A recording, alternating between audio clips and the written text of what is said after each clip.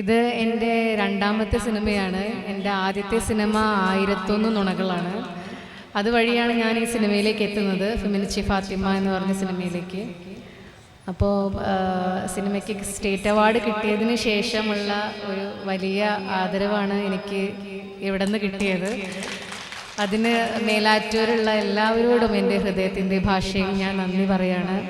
എൻ്റെ സ്വദേശം തൃത്താലയാണ്. അപ്പം ഞാൻ വിചാരിക്കുന്നത് എന്താ വെച്ചാൽ, ഞാൻ തൃത്താലയുടെ മകളും മേലാറ്റൂരിൻ്റെ മരുമകളും അങ്ങനെ പറയാനാണ് ആഗ്രഹിക്കുന്നത്. എന്നെ കല്യാണം കഴിച്ചു കൊണ്ടുവന്നത് മേലാറ്റൂർക്കാണ്. എന്തായാലും എനിക്ക് ഒരുപാട് സന്തോഷം ഇവിടെ വരാൻ കഴിഞ്ഞതിലും നിങ്ങളെ എല്ലാവരും കാണാൻ കഴിഞ്ഞതിലും ഒരുപാട് സന്തോഷം. എല്ലാവരും സിനിമ ഇനി OTT-യിലായിരിക്കും വരുന്നത്, എല്ലാവരും കാണണം.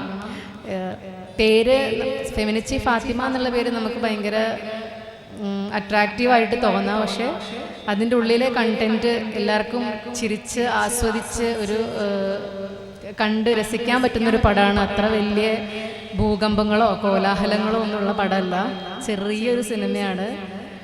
അപ്പം എല്ലാവരും കാണണം, പ്രോത്സാഹിപ്പിക്കണം.